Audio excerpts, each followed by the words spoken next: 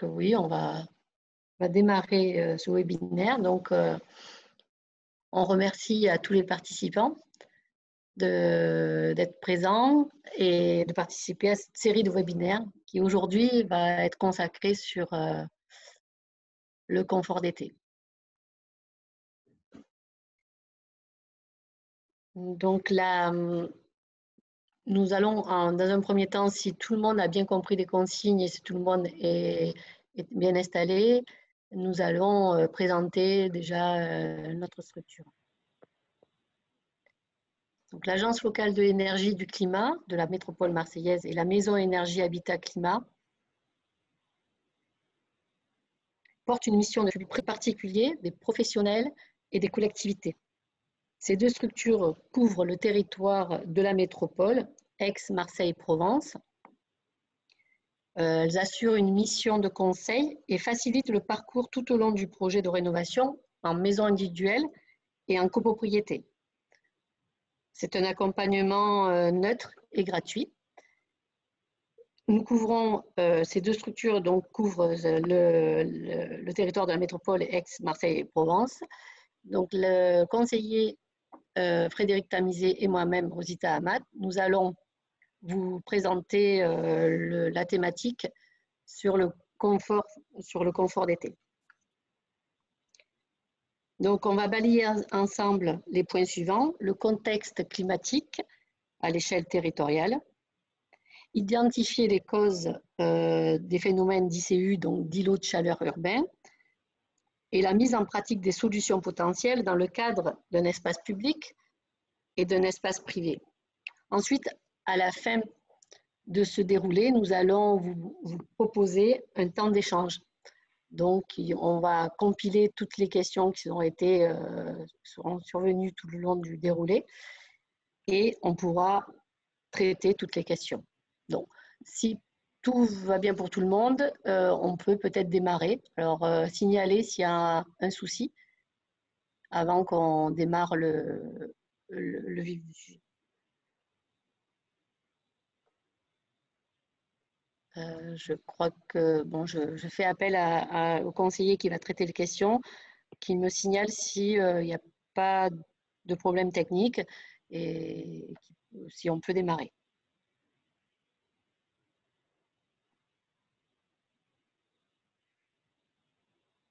Donc, apparemment, tout le monde est là, on peut participer. Donc, bonjour à tous à nouveau pour les nouveaux rentrants.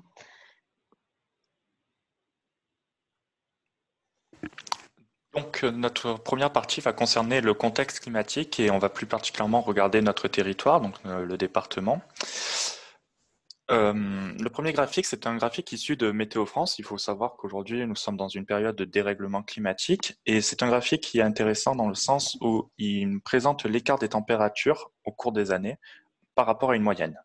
Moyenne qui est calculée sur l'année de 1961 à 1990. Ce que nous pouvons observer sur ce graphique, c'est qu'à partir des années 2003, toutes les années ont des écarts de température ont des écarts de température positifs, c'est-à-dire qu'elles sont supérieures à la moyenne et que surtout on peut noter un accroissement de ces écarts de température au cours des années suivantes. Ainsi, en partant de ce graphique, si sur la période 1950-2005, on pouvait avoir des records de température de 42,7 degrés sur notre territoire, on pourra s'attendre dans les années 2050 à des records possibles autour de 50,4 degrés.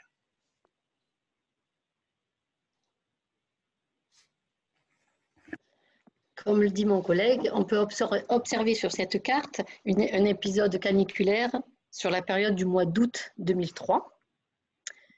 On observe 3 zones bien marquées, dont une à gauche qui est due à l'activité économique industrielle, une autre sur la droite à la zone d'habitation, c'est une zone intermédiaire, et en bas, on a une zone côtière qui est moins marquée par la chaleur est moins importante. Mais aujourd'hui, on va se consacrer sur le phénomène d'îlots de chaleur urbain. Donc, le terme d'ICU désigne une différence de température entre le secteur environnant, le secteur urbain, et ce phénomène est localisé avec une durée limitée dans le temps, surtout avec des conséquences de transmission de chaleur la nuit. Pour info, la température entre le centre-ville et sa périphérie peut varier entre 2 et 10 degrés.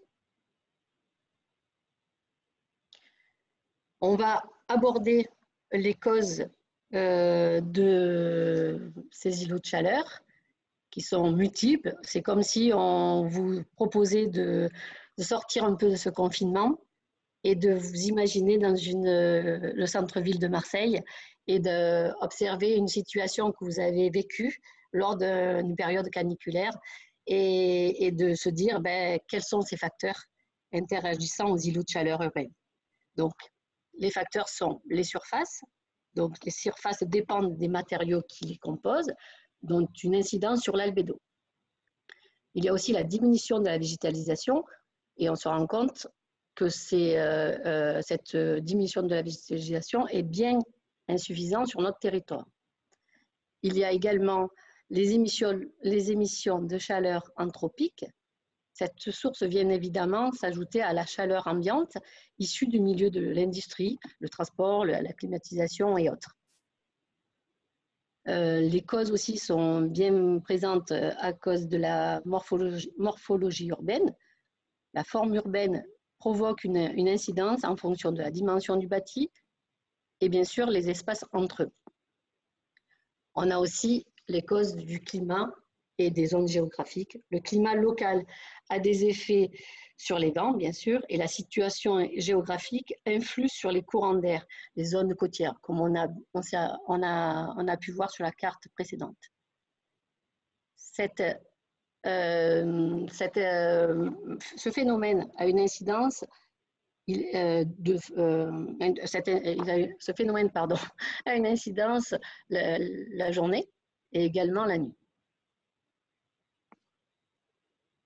Donc, c'est un constat d'une somme de tous ces facteurs qui nous amènent avec un inconfort à l'intérieur de chez nous. Et également, ça engendre aussi un risque sanitaire.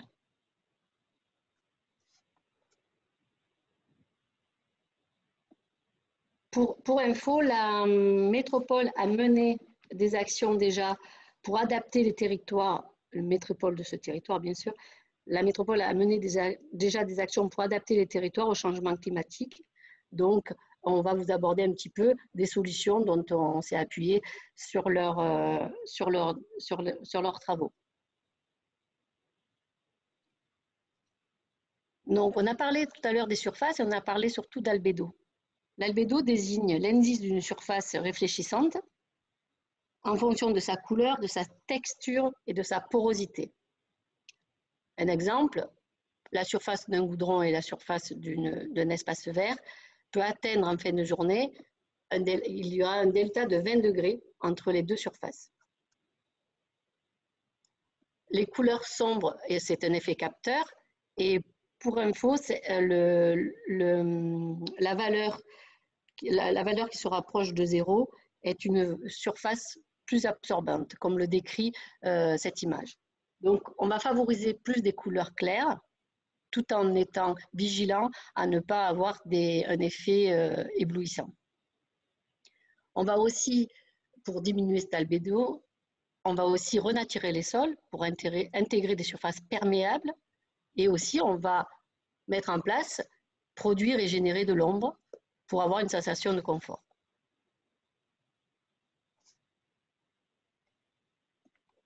La consommation d'énergie due à l'activité humaine, on l'a tous aujourd'hui, sauf qu'aujourd'hui, en confinement, on est moins en déplacement, bien sûr. On va moins se déplacer, mais on cuisine énormément. On se chauffe moins parce que la saison arrive, saison clémente arrive. Donc, tous ces éléments, ces activités humaines, intensifient également les îlots de chaleur. Donc, pour y remédier, on peut adopter un mode de vie, proposer des modes de vie plus sobres en visant des solutions alternatives sans bien sûr amputer un mode de vie et une baisse de confort des ménages. Ensuite, ce qui est pour réduire les besoins de déplacement, on peut développer une stratégie pour des mesures visant les usagers potentiels tels que les personnes à mobilité réduite, les personnes âgées, ou penser aussi aux personnes donc, qui vont se rendre sur leur lieu de travail. On peut aussi travailler sur la construction et la rénovation des bâtiments en pensant avec des bâtiments plus performants.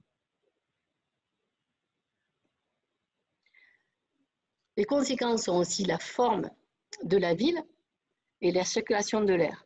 C'est sûr qu'ouvrir les rues par rapport au vent dominant permettrait de ne pas piéger les rayonnements solaires, comme l'indique sur ce schéma, et également diversifier la hauteur des positionnements entre les bâtiments permettrait de... Ah, il y a un petit bruit peut-être qu'on en a là. Alors, diversifier la hauteur et le positionnement entre les bâtiments, ça permet aussi de créer de la circulation de l'air. Ensuite, comme on parlait tout à l'heure de rénovation et construction, le choix des matériaux est déterminant. Le choix des matériaux va être déterminant en fonction de son déphasage en été et en hiver. Le déphasage, ce terme va être plus développé tout à l'heure dans la partie 2 avec le conseiller Frédéric Tamizy. Et c'est sûr que recourir à des dispositifs d'ombrage de masques, ça favorise des ombres portées, directes ou indirectes. Ceci se définit et s'étudie. Les ombres s'étudient, que ce soit en construction ou en rénovation, s'étudient en fonction de la courbe solaire au gré des saisons, bien sûr.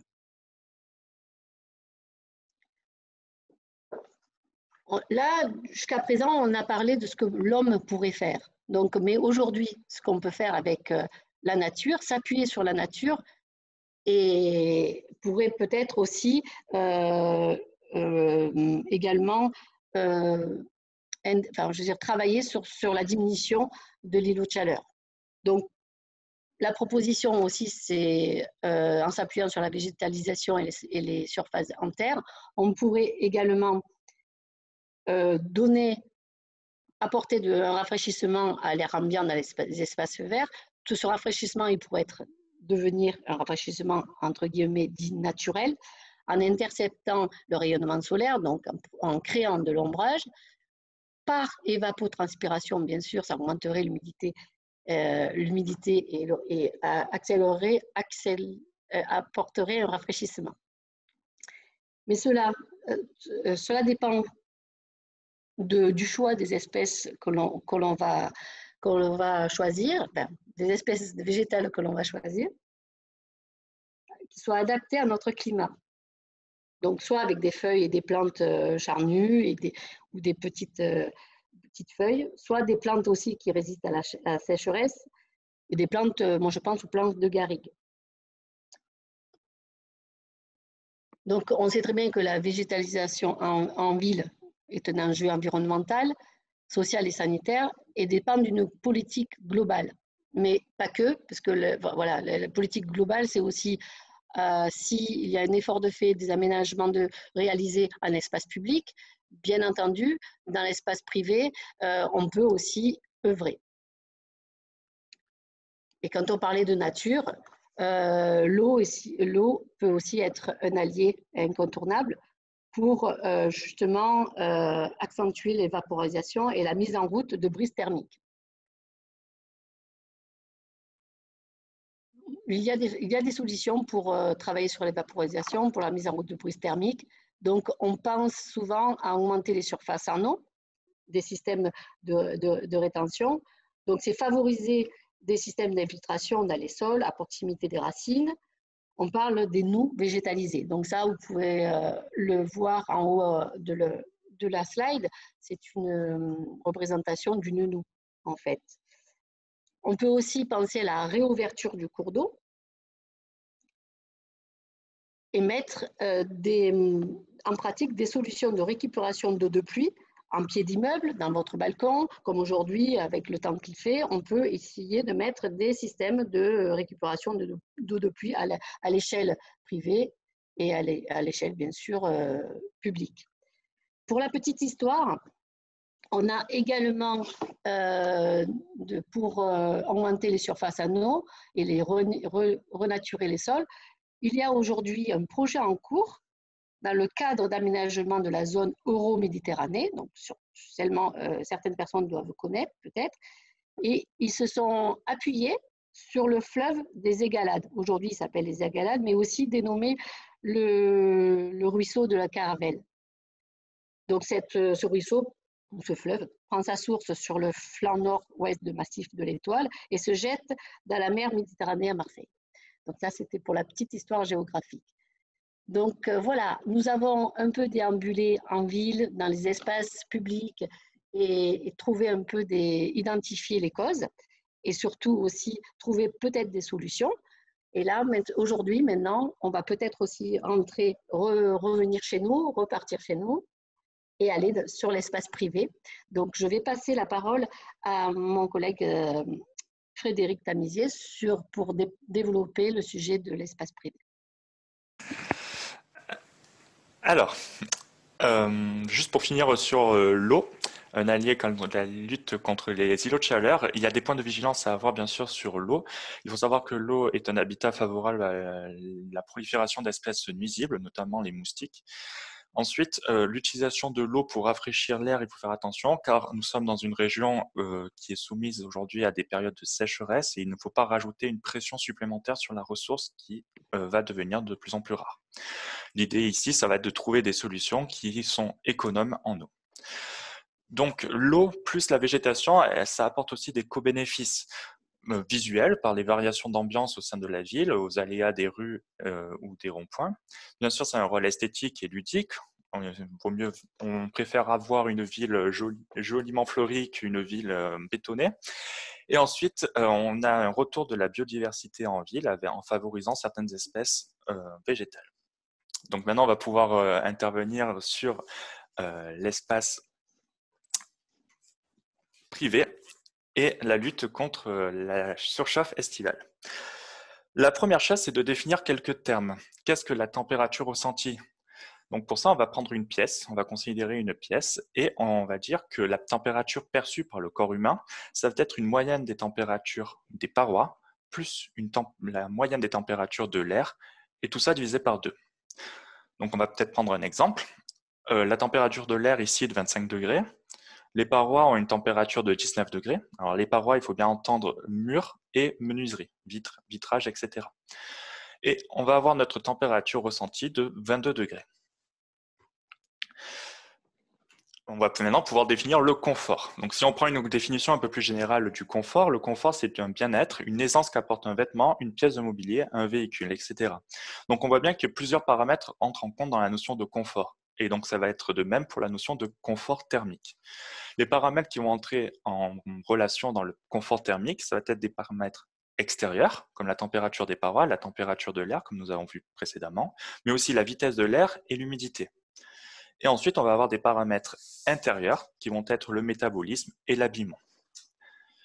Tous ces paramètres font qu'il n'existe pas un confort standard, mais des conforts individuels. Il faut donc trouver son confort personnel et affecter les bonnes températures au sein de son logement. Pour se prémunir de l'inconfort thermique estival, on va avoir plusieurs leviers d'action à mettre en œuvre dans l'espace privé. Ça va être protéger le bâtiment du rayonnement solaire, éviter que la chaleur ne rentre dans le bâtiment, minimiser les apports internes et bien sûr dissiper la chaleur la nuit et pourquoi pas rafraîchir en dernier recours. Commençons donc par la première étape. On va définir d'abord les apports extérieurs. Qu'est-ce qu'on appelle les apports extérieurs? Donc les apports extérieurs sont de plusieurs types. On va prendre le cas d'un immeuble et on va pouvoir avoir les apports solaires directs. Donc ce sont les apports dus au rayonnement solaire qui va chauffer notre intérieur directement. C'est par exemple le cas quand en été vous mettez derrière une vitre, vous ressentez directement la chaleur. Ensuite, nous avons les apports solaires indirects. Donc le principe, c'est que les apports solaires vont chauffer le matériau et ces matériaux vont nous restituer la chaleur à l'intérieur de nos logements. Nous avons aussi des apports dus à l'arrivée d'air chaud dans notre logement, par la ventilation ou par les infiltrations d'air. Enfin, un cas particulier pour les copropriétés, c'est qu'on va avoir des échanges entre les appartements. Et tout cet ensemble d'échanges va avoir pour conséquence de faire surchauffer l'intérieur de notre logement si on ne met rien en œuvre. Donc, quels sont les moyens à mettre en œuvre pour se prémunir de l'augmentation de température intérieure? Donc, la première étape, ça va être de se protéger. Et pour ça, on va pouvoir mettre en place une isolation. Là encore, il va falloir faire des choix. Pour mettre en place une isolation, on va choisir des matériaux denses et ou à fort temps de déphasage. Le temps de déphasage, ça va être le laps de temps entre le moment où le matériau est chauffé et le moment où il restitue sa chaleur. Ainsi, prenons deux exemples. La laine de verre avec un temps de déphasage de 4 heures et la ouate de cellulose avec un temps de déphasage de 12 heures. La laine de verre, on va la chauffer à 14 heures et elle va restituer sa chaleur autour de 18 heures. Donc une période qui est encore relativement chaude. La ouate de cellulose, si on vient la chauffer pour la même période de temps, c'est-à-dire vers 14 heures, elle va restituer sa chaleur vers 2 heures du matin. Et donc va permettre de restituer sa chaleur dans une période de temps où il fait plus frais. Donc ça va être moins gênant sur le confort. Dans la logique de protection, on va aussi pouvoir mettre en place des casquettes, des voiles ou des volets sur les menuiseries. Comme je l'ai dit tout à l'heure, les menuiseries sont très sensibles à l'apport solaire direct. Et le but, c'est ici de créer des ombres portées sur les menuiseries pour les protéger. Bien sûr, on va avoir quelques particularités selon l'orientation de la fenêtre. Si on se trouve avec un ouvrant qui donne au sud, on va favoriser les protections dites horizontales, alors que si elle se trouve à l'ouest, on va favoriser les protections dites verticales. Bien sûr, il faut prendre aussi quelques comportements. Il faut penser à bien fermer ses protections solaires et ses menuiseries quand il fait jour et quand la température augmente. Ensuite, toujours en accord avec l'espace public, et comme l'a souligné Rosita, on va pouvoir végétaliser. Donc, plusieurs choses peuvent être végétalisées au sein d'une copropriété. Ça va être les jardins, les emplacements de parking, les toits de garage. Tout ceci est bien sûr propre à chaque copropriété. Et toujours en accord avec l'espace public, on va pouvoir optimiser la gestion des eaux pluviales ou bien réduire l'imperméabilisation des sols. Donc, si les apports externes ne sont pas négligeables, il en est de même pour les apports internes. À l'intérieur de logement, nous avons de multiples appareils qui consomment de l'énergie. Et cette consommation d'énergie entraîne une production de chaleur. Et nous-mêmes, êtres humains, nous produisons de la chaleur afin de garantir le bon fonctionnement de notre organisme. Ainsi, si nous prenons une maison et que nous nous interrogeons sur pourquoi la température augmente, plusieurs pistes sont à observer. Les appareils électroménagers, il faut savoir qu'un four, c'est 3000 watts. Un réfrigérateur, c'est 100 watts, mais il fonctionne 24 heures sur 24. L'occupation. Une personne au repos va produire 80 watts. Une personne qui fait de l'exercice, 120 watts. La bureautique. L'ordinateur, 150 watts, télévision, 200 watts. Et bien sûr, un élément important, c'est l'éclairage. On va compter environ 6 watts par mètre carré pour des ampoules incandescentes. Donc tout ça cumulé va faire que notre intérieur surchauffe. Prenons un exemple. Prenons un exemple. 2 personnes au repos, les lampes allumées dans le salon, 25 mètres carrés, une télévision et un réfrigérateur qui fonctionne 24 heures sur 24. L'apport d'énergie équivaut à 610 watts. C'est comme si aujourd'hui vous mettez un radiateur dans votre logement en plein milieu de l'été à 14 heures quand il fait le plus chaud et qui fait 600 watts. Donc maintenant, on va pouvoir prémunir de ces actions. Reprenons notre appartement et on va adopter un comportement responsable. C'est-à-dire qu'on va y avoir une utilisation raisonnée des appareils électriques. On va limiter l'usage des appareils consommateurs d'énergie ou décaler l'utilisation de certains appareils. On va privilégier l'utilisation du four plutôt le soir.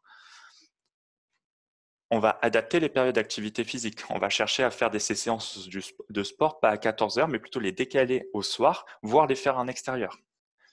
Enfin, on va anticiper ces périodes de forte chaleur en menant des travaux sur l'isolation, par exemple, ou bien la mise en place de systèmes LED, moins producteurs de chaleur et aussi moins consommateurs, ce qui fera qu'alléger vos factures d'énergie.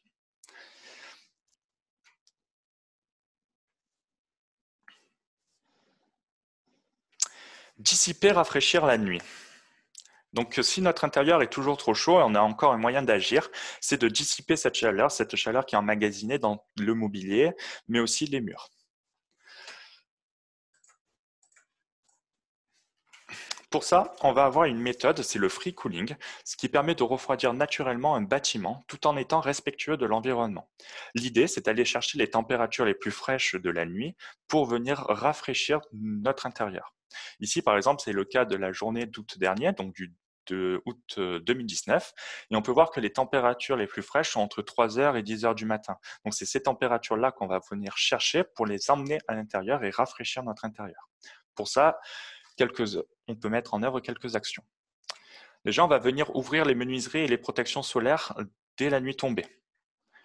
On va essayer d'ouvrir des menuiseries qui permettent au flux d'air de traverser l'entièreté de l'appartement. Et on va pouvoir maximiser le phénomène en activant une ventilation mécanique contrôlée. Attention, c'est toujours soumis à des nuisances sonores, donc on ne pourra pas le faire tout le temps. Et tout ceci, finalement, va conduire à rafraîchir notre intérieur. Et si ça ne suffit toujours pas, il existe la dernière méthode ultime où dans l'idéal il faudrait s'en passer, c'est la climatisation active. Donc on va vous dire quelques mots sur la climatisation. Donc la climatisation active, c'est ce que on appelle aussi pompe à chaleur. Donc c'est une technologie qui va consommer de l'électricité, donc elle va avoir un impact financier déjà sur vos factures énergétiques, en plus d'avoir un impact sur l'environnement. Le principe de la climatisation, pour faire un raccourci, c'est de prendre le chaud qui est à l'intérieur de votre logement et de le rejeter à l'extérieur de votre logement. Donc, ainsi, la multiplication des systèmes de climatisation va conduire à l'intensification des îlots de chaleur urbains, comme on l'a vu tout à l'heure. C'est un geste supplémentaire qui va intensifier l'îlot de chaleur.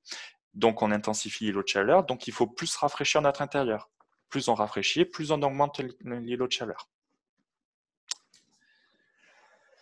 Néanmoins, le but étant aujourd'hui de s'en passer, si l'utilisation est néanmoins nécessaire, il est important de retenir quelques bons gestes. Le premier, c'est d'avoir entre 4 et 6 degrés de différence entre l'intérieur et l'extérieur au maximum. Ceci afin d'éviter les chocs thermiques et de tomber malade. On va venir entretenir les filtres 1 à 2 fois par an afin d'assainir l'air. Il faut savoir que le filtre va piéger tout ce qui va être poussière. Donc, ça va être un nid à poussière, à bactéries, à virus, pourquoi pas. Donc, on va venir le nettoyer 1 à 2 fois par an. On va faire un contrôle des fluides annuels du fluide frigorigène. Donc, le fluide frigorigène, c'est ce qui permet de faire l'échange entre l'air à l'intérieur et l'air à l'extérieur. C'est un fluide qu'il faut savoir qui est très nocif pour l'environnement. Il faut contacter une entreprise spécialisée et qui respecte les garants de l'environnement. Enfin, comme je l'ai dit tout à l'heure, il vaut mieux favoriser d'abord la ventilation naturelle nocturne.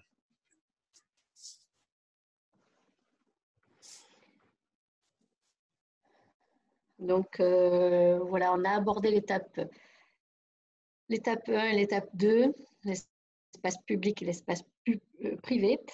Donc, pour nous, on pense que plusieurs acteurs interagissent contre les îlots de chaleur urbains. Et pour ce faire, on peut également tous pallier à ces variations saisonnières à tous les niveaux. À petite et grande échelle, nous pouvons intervenir et lutter contre les ICU, les îlots de chaleur urbains, et obtenir un confort optimal. Donc voilà, on est à votre écoute pour les questions-réponses. Donc n'hésitez pas, on va les traiter de suite. Merci de votre écoute et de votre participation déjà.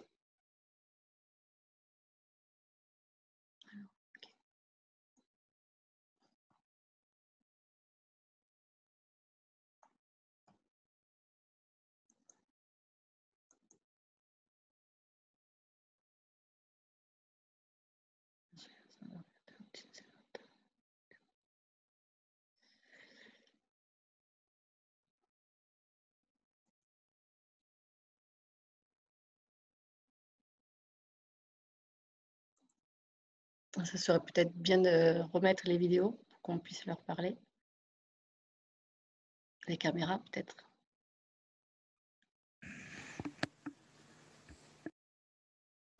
Alors, on a des questions. Je te les pose.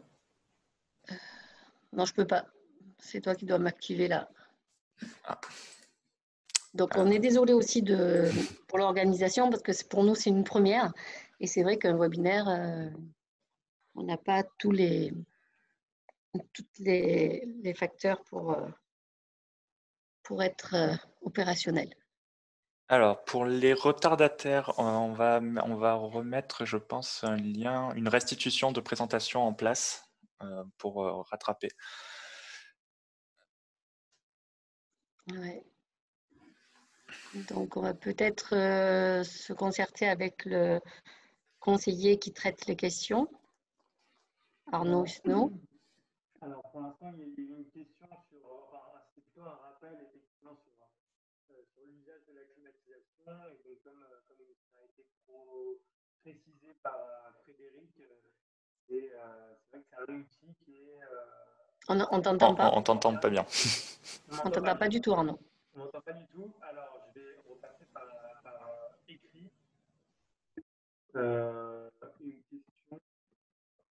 Ben, je pense qu'on t'entend pas du tout. Du tout. Ah, d'accord. Tant pis. Alors, moi, à la limite, je peux commencer à poser quelques questions à Rosita en les lisant du chat. Donc, Rosita, est-ce que les Velux sont à proscrire, même les plus récents, ou est-ce que c'est suffisant de les protéger par un volet extérieur? oui, pour les Velux, ce qui est intéressant, c'est qu'il faut identifier, bien sûr, l'emplacement. Et comme on parle de course solaire pour identifier le masque qu'on peut lui apporter, c'est aussi l'ombre qu'on va la protection solaire qu'on va lui apporter, ça va être surtout de l'extérieur. Et aussi, les vitrages vont être aussi choisis en fonction.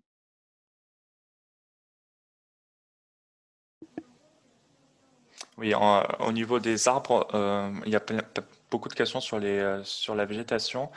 On va favoriser des arbres type feuillus, donc c'est-à-dire des feuilles, qui ont des feuilles caduques qui vont tomber en saison hivernale.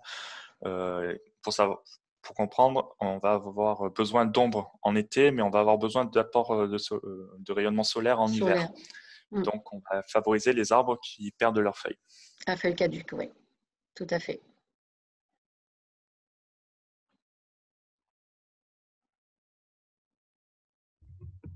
Alors, est-ce qu'un ventilateur de plafond est efficace?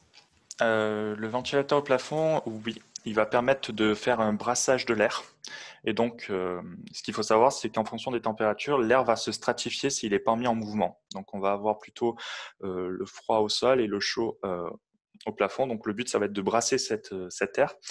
Et dans les paramètres du confort thermique, on va avoir la notion de vitesse de l'air. Il faut savoir qu'une faible vitesse va nous permettre d'avoir une sensation de rafraîchissement qui peut être de l'ordre de 3 degrés maximum pour la vitesse de l'air.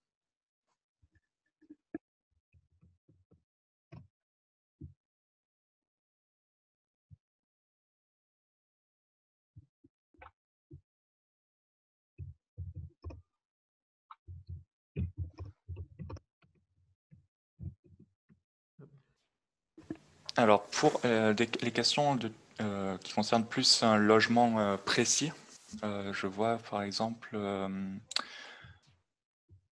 comment optimiser le confort thermique estival d'une surélévation de villas en bois. Je vous invite à revenir vers un des conseillers de l'ALEC qui pourra en étudier avec vous les tenants et aboutissants de cette question et avoir l'entièreté des informations.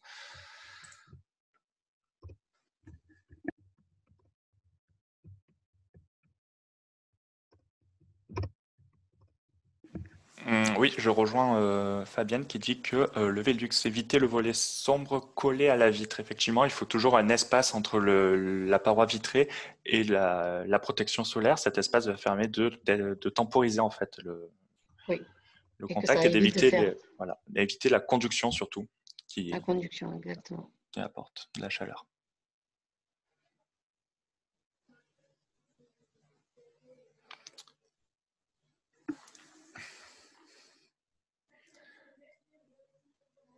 Alors, favoriser une petite fontaine intérieure, un ventilateur au-dessus d'une cuvette d'eau. Est-ce que ça marche? C'est ça la question, c'est ça? Comment enfin, juste pour faire l'introduction, comme on a parlé tout à l'heure, c'est une seule action, un seul facteur à mettre en place ne sera pas efficace. Il va falloir qu'il y ait plusieurs facteurs à mettre en place parce que l'action d'installer une fontaine ne sera pas efficace. Ça sera plus un effet de sensation, de rafraîchissement.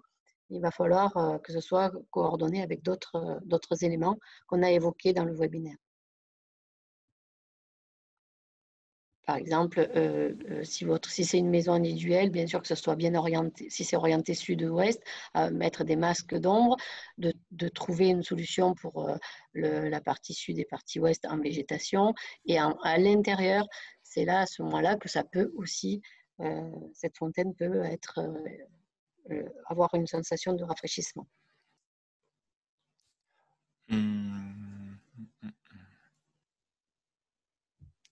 Oui, alors pour l'extension en bois, on va revenir là-dessus parce que il y a beaucoup de questions. Oui, comme le dit EC dans le chat, exactement. Il faut savoir que j'ai parlé de déphasage et d'inertie thermique tout à l'heure. Le bois a une inertie assez faible, donc il va falloir regarder quelles sont les parois lourdes de l'habitation, souvent le plancher, qui sont les parois finalement qui permettent un déphasage temporel.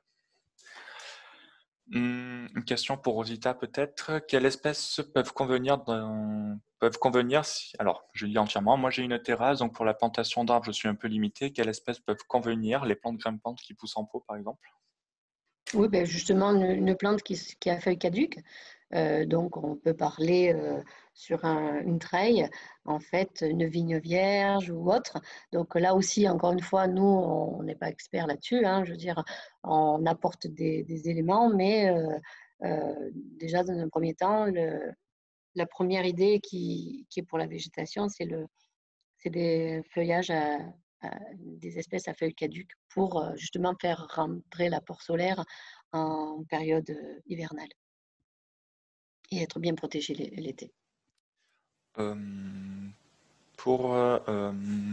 part la ouate de cellulose, quel matériau pour l'isolation de la toiture? Alors, c'est pareil, il y a beaucoup de matériaux, fibres de bois par exemple. Ça, peut-être que vous pouvez revenir vers un conseiller de la LEC ou de la MEC selon où vous êtes localisé et voir avec eux un peu votre projet et il pourra vous indiquer les meilleurs matériaux.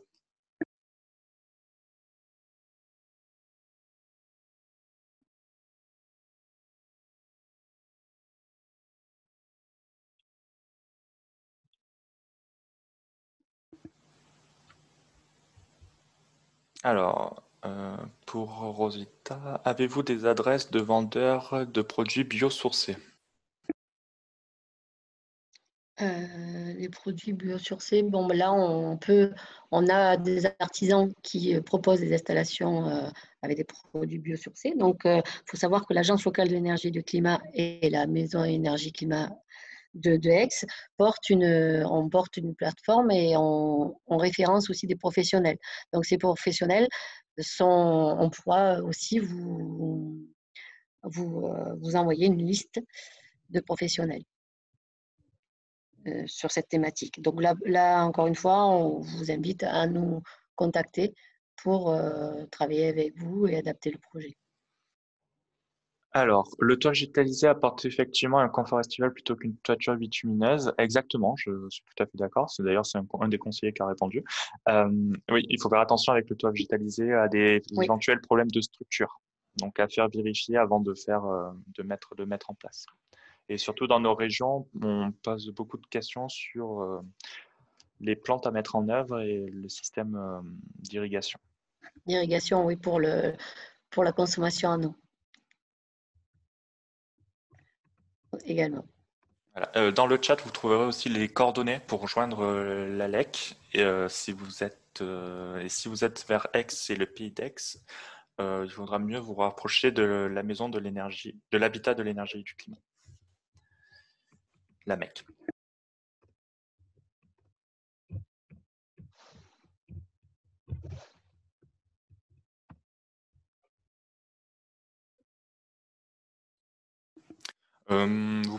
Alors, la question c'est vers qui me tourner C'est pour savoir si ma toiture peut supporter une végétalisation.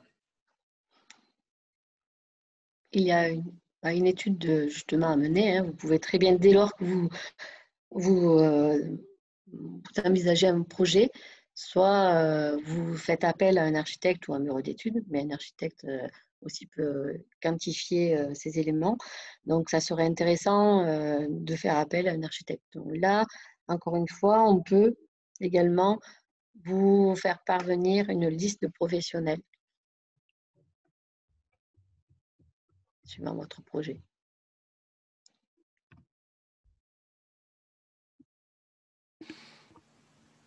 Je vous invite à revenir nous envoyer un mail avec votre question et au moins on pourra vous recontacter directement.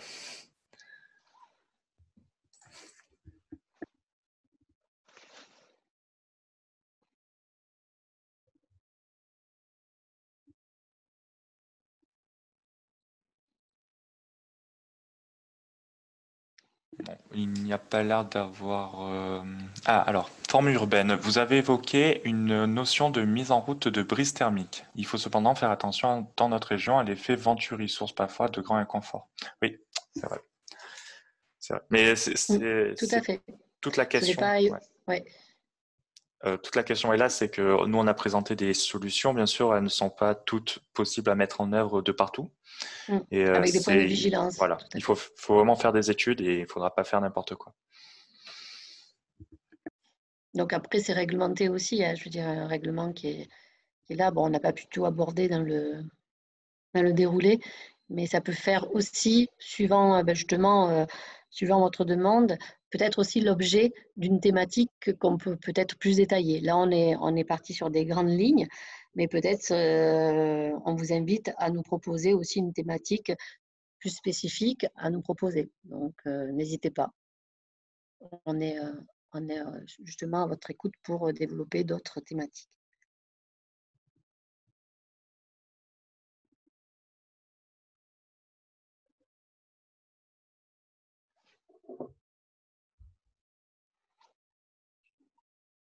L'effet Venturi, c'est un peu l'idée de créer des dépressions et donc d'avoir des flux d'air accélérés. Donc les flux d'air qui sont, on va dire, bons pour le confort, ça va être des flux d'air relativement peu rapides. Et l'effet Voilà, Venturi va avoir comme conséquence d'accélérer les flux d'air et donc de créer ce qu'on appelle des vents qui ne sont pas avec des forcément inconforts. confortables. Ouais. Oui, oui, je rappelle parce que ça revient, la végétalisation des toits, il faut bien faire une étude de structure, bien sûr, pour voir si votre toit et votre bâtisse peut supporter le surpoids.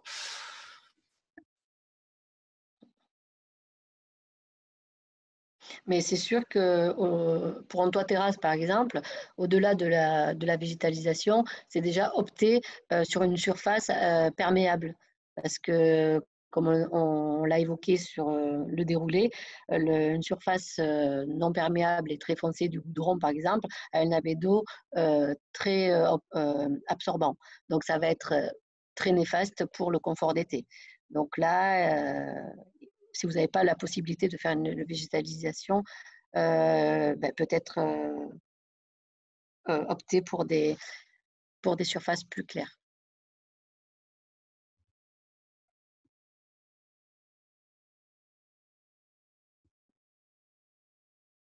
Effectivement, c'est bien de refaire le point. Effectivement, il existe une charte de végétalisation, un permis vert, un visa vert. Il faut faire la demande auprès de la métropole, il me semble. C'est ce qui permet de verdir un petit peu les rues, les entrées d'immeubles, Ouais, etc., etc.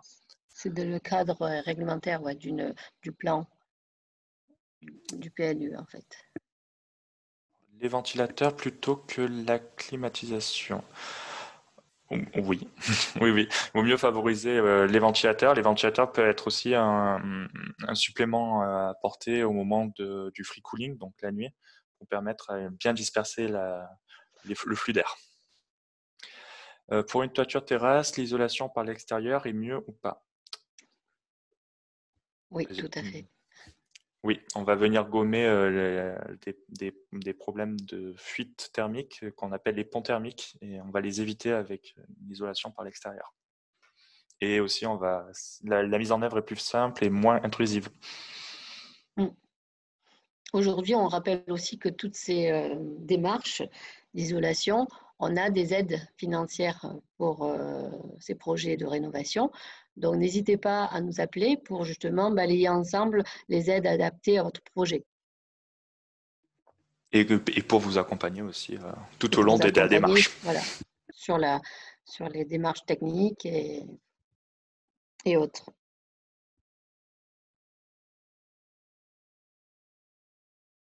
On rappelle que notre conseil, il est neutre et gratuit. Donc, je crois qu'il n'y a pas d'autres questions. On va peut-être pouvoir arrêter là le webinaire et vous souhaiter une bonne Voilà, après-midi. nous invitons à partager d'autres échanges, si vous le souhaitez, par mail ou par téléphone, et aussi à participer aux autres webinaires qui sont prévus du 17 au 30 avril. Donc, vous le verrez sur notre site, il y a toutes les thématiques.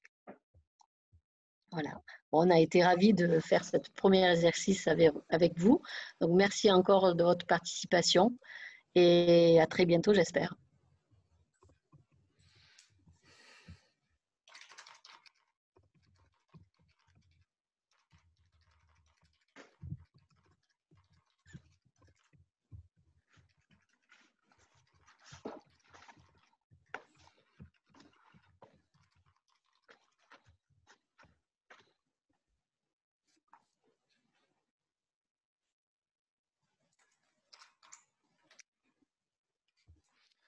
J'ai vu une question posée sur les carrelages plein sud.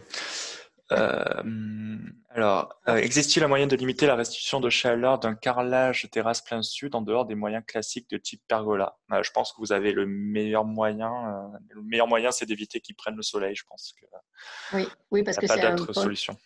Ouais, le pont thermique, il est.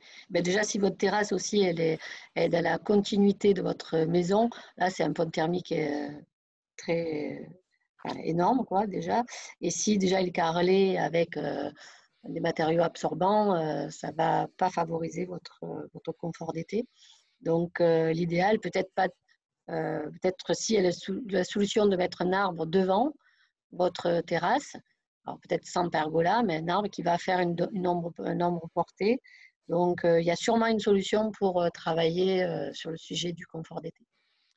Et peut-être un petit dernier mot, vous pouvez retrouver l'ensemble de l'agenda des webinaires que l'on va tenir encore pour un petit moment sur notre site internet qui est alecmétropoleMarseillaise.fr et l'onglet agenda.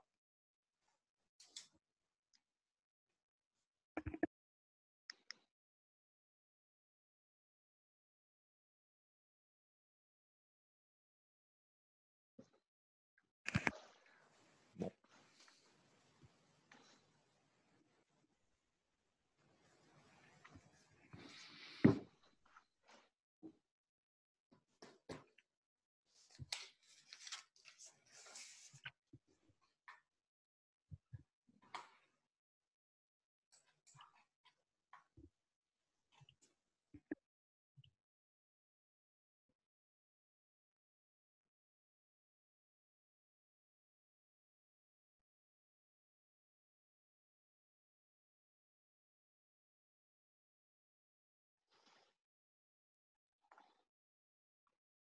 Je crois qu'on est bon. Donc. On a balayé toutes les questions ou il y a encore des questions à traiter? Non, c'est bon, on a tout balayé. Je pense qu'on peut mettre fin à la séance. Et pourquoi pas vous retrouver sur de prochains webinaires avec l'ALEC ou la Maison de l'énergie du climat, de l'habitat de l'énergie climat. Merci.